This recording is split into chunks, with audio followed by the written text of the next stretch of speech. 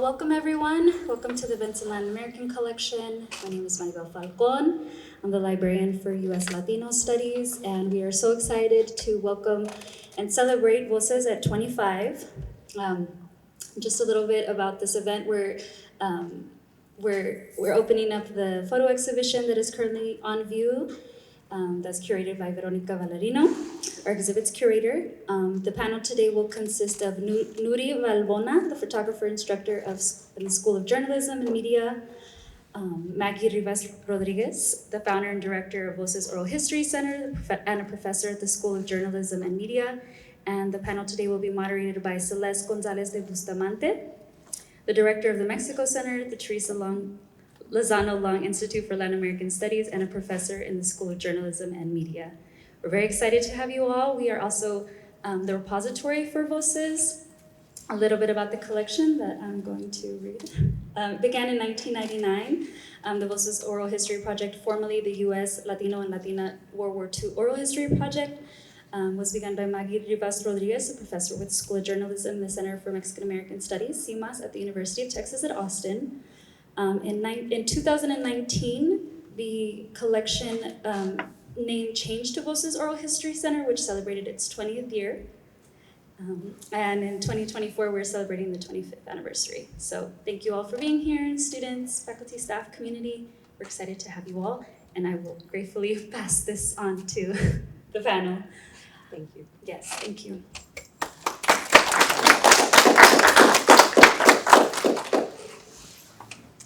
Well, thank you everyone for being here this afternoon.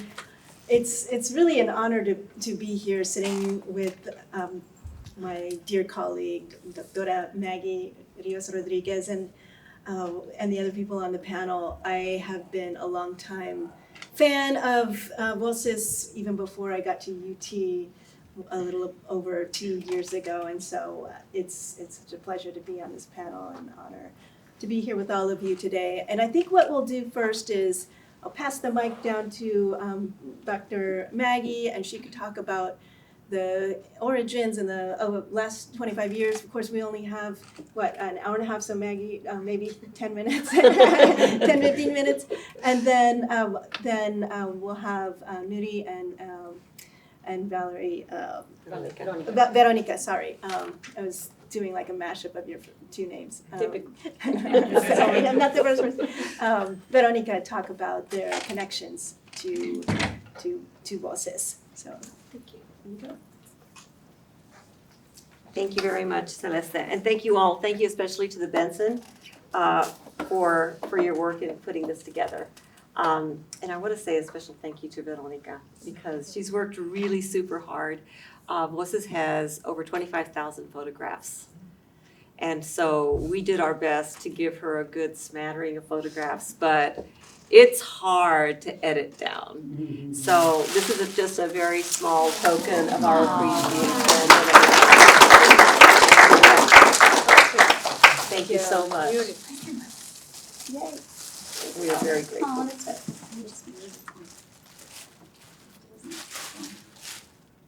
There we go. Thank you. Yes, thank you. Okay. So I'm going to see if I can remember what I have on my PowerPoint. If I can go to the first one. So that's the problem when you have the PowerPoint kind of behind you. You can't see what you're doing. That's okay. I have a copy here too. So okay.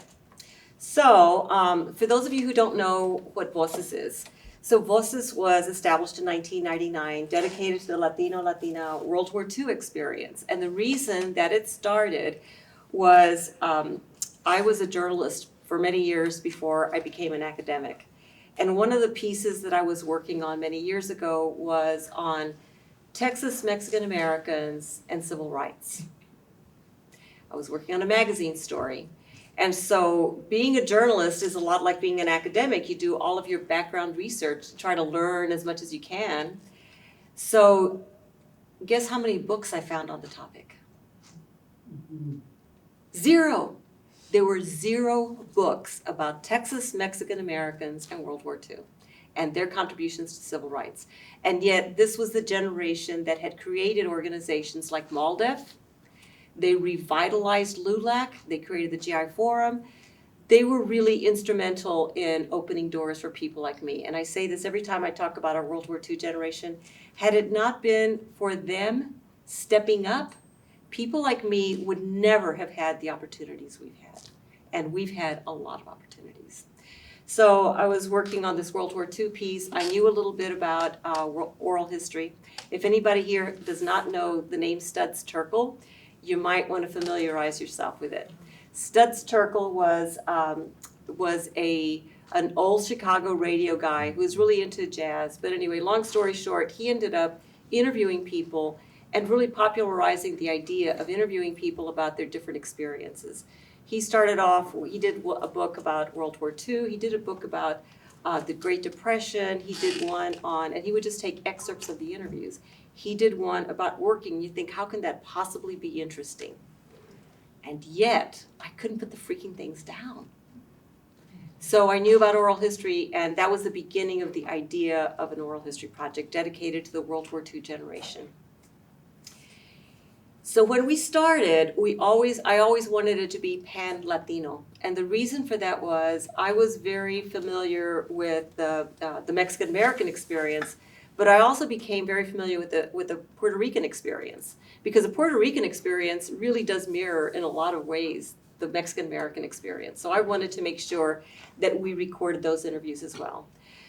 So it's always been pan-Latino, and it's always been national in scope. And the reason that I wanted it to be national in scope was because I wanted to compare the California Chicano experience, Mexican-American experience, to the Texas one and the New Mexico one. So we were able to do that. We've always included women as our within our interview population. And the reason for that is, if we think that Latinos have been left out a lot, women, even a smaller subpopulation, keep on getting left out even more. So it's always been, and World War II affected not just the men and women in uniform, because there were a few Latinas in uniform, but it affected not just the people in uniform, it affected the families too. So we always wanted to make sure that we get that perspective as well, about how that war shaped and affected the women experience. And we always started off as video.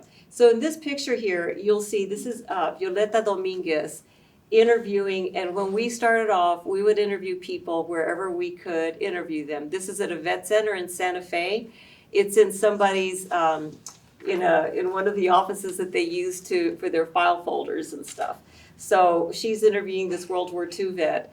And so if you see our early interviews, you'll see all kinds of stuff in the background. We didn't have backdrops, so we were doing these. But it started off with video because I have a good friend named Hector Galan, who's a legendary documentary film producer here and director here in Austin. And when I first started off, I told him about what I wanted to do, and he said, it's a great idea, but at the time, everybody was doing only audio. He said, you should do video. So we started off doing video from just about the very beginning. And the other part of it is, I'm always a fan of, it's not enough for us to say, we have our interviews, we've done these interviews, we want to do something, we want to disseminate this. And so from our standpoint, in order to disseminate, you really need to publish. So at the beginning, photos, I don't know if we have any journalists in here, but anybody who's worked at a newspaper knows you can't have a publication if you don't have photos. So we started off scanning people's photos. And so we produced, at the very beginning, we produced a newspaper every semester, and then the last newspaper we produced was really long, 114 pages. It took me more than a year to produce it. So, but since the very beginning, we have these photographs, these great photographs of our World War II people. When we first started, we would scan at a low resolution. It's probably too much in the weeds for most of you guys, but we scanned at low resolution, 350 DPI JPEGs, which was adequate for newspaper. But over the years, we started to really up our game. And so we do about at least 600 DPI and TIFFs so that we can use them for photo exhibits and for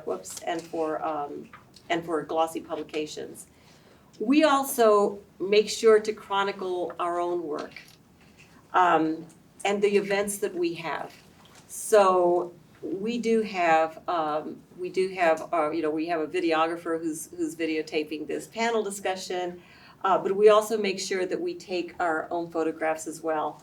And so this is on the left. You'll see what we do now is we do these huge interview sessions, and this is our staff here, who was in a little tiny town in Arizona, I believe, or maybe this is I think in Houston. And what they do is they scan, people bring entire photo albums for us to scan all their material. And so on the right-hand side, you'll see this was this summer in Hebronville, Texas, one of our interviewers interviewing this man who was part of a little colegio, a Spanish language school in Hebronville. So how were our photographs used? A lot of times documentary film producers will contact us and ask us if we can take pictures, or they can use some of our photographs. So for this one, the Latino Americans, they used 40 of our World War II photographs for the episode that was about World War II. And it gets used in photo exhibits. We have a World War II exhibit through Humanities Texas that's been traveling since 2005. And it goes all over the place, to places like, I've never even heard of these places. Greenville, Texas, and little places that are historical societies and different places. And so our photos get around a lot. They get used in journal articles. So this is an example of one of you see this on the left-hand side. This is one of our interviewers in Kansas City with this World War II vet who she interviewed. And his name is Mike Morado. After the interview, he sent her a handwritten letter and said, "Thank you so much for interviewing me. You made me feel important." Mm-hmm. And that is what it's about. Because this man had an amazing, remarkable life. And he had never been asked about his World War II experiences and what he had done after he got back. So that to me just summed up that we need to value one another's stories, and we need to tell people and ask people and interview them so that they can understand that what they've lived through, the contributions, the participation that they've had, that is very valuable to all of us. So it gets used in journalistic treatments. If you haven't heard, during Hispanic Heritage Month, some of our stories ended up on KUT and NPR stations across the country. We also do stories for NPR, for KUT and Texas Standard, for Memorial Day and Veterans Day. So one of the smartest things we've ever done is hire professional photographers to take our pictures. I use it all the time. I take pictures of everything all the time. But boy, can you tell the difference between this and a professional. Because with that, we're able to take portraits. That woman here on the left, beautiful photograph, beautiful portrait. We don't pay our interviewers, but what we do is we take these portraits afterwards, and then we print them out at a good studio, not at Walgreens, which is where I would print my own out. We actually, pay a couple of dollars more, but we print them out and we send it to folks so that they have a chance to look at, so they have something to remember it by. And they also take behind the scenes photographs.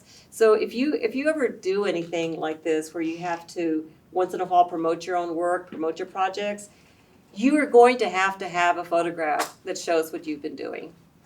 And so to do that, you need to have photos like this. And so we have good photos. So there's the other part of it is we need to identify who's in the photograph, because it's really interesting. I do have a memory of people we've interviewed, which is interesting to me because my memory is really not that great. But when I'm gone, nobody's going to know who was in that photograph or where it was taken. And so we want to make sure that we're able to document and have the years, all the different elements that you need. So we started something. Normally we would just get the information from people just asking them and writing it into the, Adobe Bridge or whatever we're using to document this. But we started recording this. And through the recordings of the documentation, it's become actually a second interview. We call it photo voz, and this is an example. This summer I worked with 3 students here from UT, and they went to their communities and they interviewed Vietnam vets, and they recorded them doing this. And so these are not scanned, these are pictures that they took with their cell phones, but this is what they got from this one. And can you tell me a little bit more? Oh, it worked. Well, it worked on, you have to use it on I yours. can click on it. Okay. No. And can you tell me a little bit more about the background of this photograph? Like the history or the reason why it was taken? Well, it was taken just because we went to to Okinawa, wanted to share with the family that we actually, having been apart, one of us in Japan and one of us in Nam, were able to get together because of the time that we were given as what they call rest and recuperation from just getting away from Vietnam to other parts of the world. I chose to go to Japan, but we could have gone to Bangkok, Australia, New Zealand, the Philippines, Hawaii, not to the mainland, but to Japan and other areas, Laos. But my thing was I wanted to see my cousin, so I went over there. And it's kind of funny because my cousin and I live still pretty close to each other, about 1.5 miles, 2 miles, up in the North Mission area. And what was going on, if you can recall, what was going on in Vietnam at the time? Well, we had just gotten through with that Tet offensive in February, which is the Vietnamese New Year. And that's when the Vietnamese or the Viet Cong love to go and try to demolish all the Americans in all areas in Vietnam. But we survived it. And is there anything else that you'd like to share about this photo or any memory of you 3 hanging out together? We had a lot of fun boating, and it was cold. It was very cold compared to Vietnam, which is extremely hot, which just gotten over the monsoons. That's the one thing about the time in Vietnam. Once it started raining, it rained day and night for about 5 months. And when it stopped, you'd say, wow, finally. So it's kind of different world. That's it. So if anybody wants to learn how to do one of these, and I would strongly urge everybody, when you go home for Thanksgiving, to get with grandma or your aunts and uncles and record them as they're going through the family photo albums. Because too often, you're not gonna know who's in those photographs and what they were doing. So this is a family treasure that you can give. That can be your Christmas present to your folks. So thank you all so much.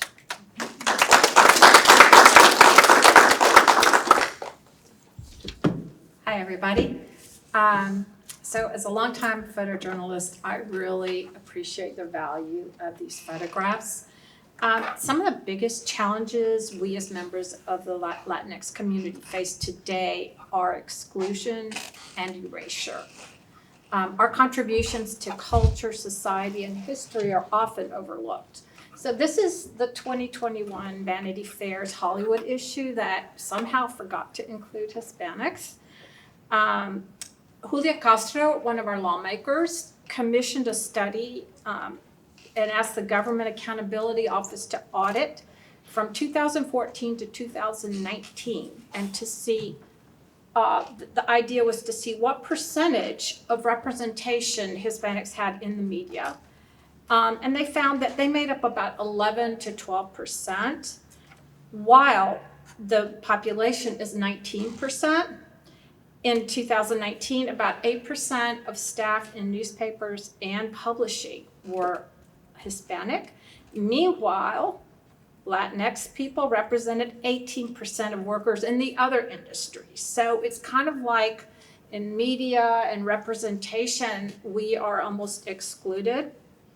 Right now, we're facing erasure of our history as lawmakers ban teaching under the guise that we shouldn't teach critical race theory to students in our primary and secondary schools, even though that isn't taught at that level. Never mind that. And until recently, the stories of people of color and their participation in World War II were often overlooked. Growing up, I had not heard of the Tuskegee Airmen and their heroics or the Navajo Nation's code talkers. And I wasn't familiar with our Latinx representation in World War II. They took unimaginable risks for humanity that were left unspoken and unreported. And this is why your oral history, et cetera, is so important. The narratives and the photos in this project, they serve as an antidote to these efforts of erasures. It serves as proof of what these amazing people did. They took amazing sacrifices and they made them so that we all can live and enjoy the freedoms we have today.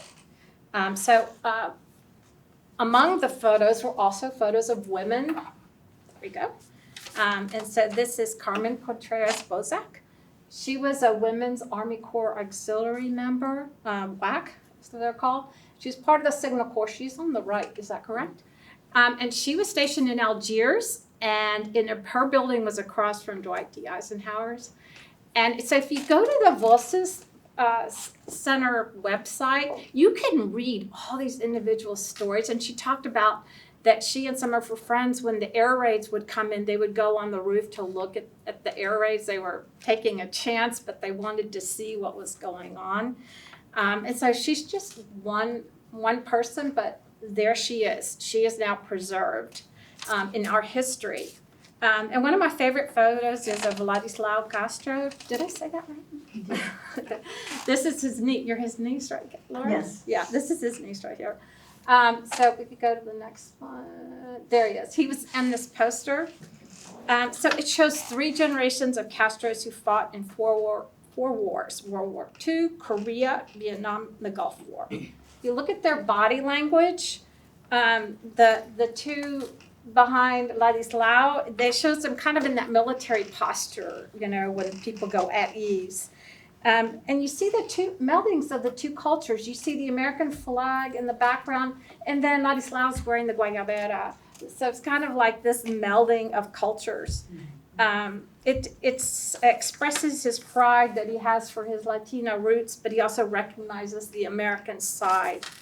In Ladislao's face, I get a sense of pride. He must feel at having a son and grandson be willing to make the same sacrifice as he did. He knows the horrors and trials they faced, but still they stepped up. So if y'all don't mind, I'd like to read you an excerpt that is in the Voces project that tells you Ladislao's story. You're not going to believe it. I'll go ahead and read it. From their crippled B-24 bomber, Ladislao, L.C. Castro, and the rest of the crew could see the white cliffs of Dover across the English Channel on March 18, 1944. The fuel gauges read empty. The control cables were severed, and a 4-foot section of the left wing was missing. The bomber began a slow downward spiral toward occupied France. There was no way to make it back to England. When the orders came to abandon the bomber, Castro was the first out. With his leg torn and bleeding, Castro jumped through a hatch in the rear of the bomber. He watched the ground rush toward him as he fell feet first. He pulled the ripcord and opened his parachute just above the treetops. Then he was on the ground. Castro was in enemy territory with nothing to do but hide. For the next 6 months, he would do just that. A few years later, he was shipped off to Korea.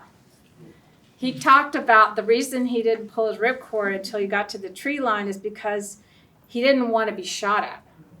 And it would be harder to see him if he didn't have his chute opened.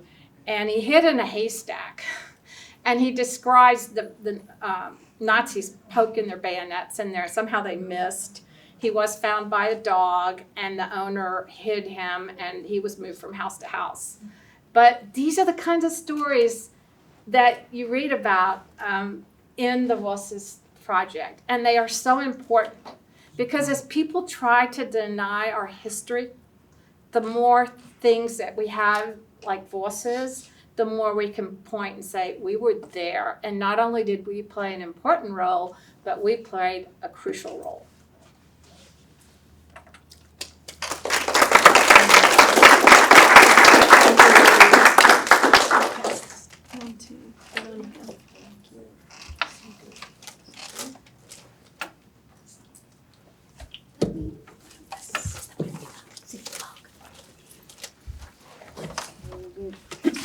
Afternoon, and thank you all for being here today. I'm delighted to speak with you about the power of photography in storytelling, especially in the context of developing and designing an exhibition like Voces at 25. As curator, it was both an honor and a responsibility, big responsibility, to translate the vast and rich narratives Voces has gathered over the past 25 years into visual and make it an immersive experience. As a curator, my role is to narrate a story through images, design, and text. For this exhibition, the photos were more than just illustrations. They were central elements of the story being told. Photographs in this case are not only visual aids, but historical artifacts in their own right. So each image carries with a piece of history, and it's my job to let them speak for themselves while guiding viewers through different chapters of the Voces journey. So when crafting this exhibition, I aim to create a visual flow. I encourage you all to visit the exhibition, a visual flow where the images guided viewers through various themes. I remember Maggie asking, what is going to be your approach for the exhibition? It was going to be chronological, or it's going to be about themes. So I decided to go with both. So you're going to see panels, the black panels with a kind of a timeline or what happened. Maybe the battery. Oh, it's there. So you'll find both approaches, chronological and by themes, and capturing moments in a way that words alone cannot. So that you're going to see text, but not something that is, I don't know, it's maybe the battery. It's running. He doesn't like me. Yeah. Okay, so choosing the right photos was a thoughtful process.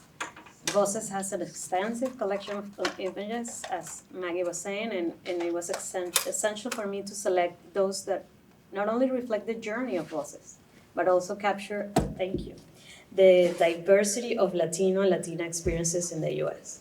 So, as I was exploring the Voces photographic collection, several themes stood out. One of the most remarkable was the depth of the intergenerational representation that you were just talking. I was struck by the contrast between the young interviewers and researchers and the elders who were interviewed.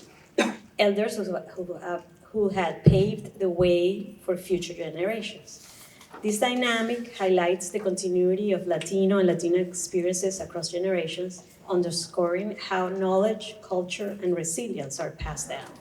So this interplay of youth, technology, because of course they're using iPads and microphones and cameras, and on the other side are experience and memories. It paints a powerful portrait of both legacy and progress. That is what I most admire about Voces, what Voces does. Another thing that I think the exhibition highlights is the sense of community. Whether in military service or civil rights, marches or cultural events with the mariachis, etc., this theme of collective identity is something I wanted to emphasize in the exhibition, as it demonstrates how Voces has captured not only individual stories, but also the broader communal experience of Latino and Latinas in the US. Looking ahead, I would love the opportunity to curate the 30th anniversary exhibition for Voces in 5 years, or maybe 10 years. I would be very excited to showcase how Latinos from countries like Mexico, yes, but also Puerto Rico, Cuba, Colombia, Venezuela, where I'm originally from, and beyond, continue to come together and share struggles and achievements, contributing to an ever-evolving, vibrant community. And I say that because I think Latino communities in the US are growing rapidly, and the terms Latino and Latina have become more complex and diverse than ever before, encompassing a broad spectrum of nationalities, cultures, and identities from across Latin America. So it's the pan-Latino that you were saying. I think it's going to be growing as it is growing before our eyes. So the Latino experience in the U.S. is continually redefining itself, and it's a living tapestry that speaks to resilience, strength, and an unwavering committing to shaping the future of this country. So as we celebrate 25 years of Voces' work, it's important to recognize the crucial role that photographs play in this journey. They allow us to see history through the eyes of those who lived it and provide a visual anchor for the powerful oral history that Voces has collected. I hope this exhibition offers not just a glimpse into the past of what Maggie summarized in 10 minutes, but also a reminder of the ongoing contributions of Latino and Latinas to the fabric of the US history. Thank you.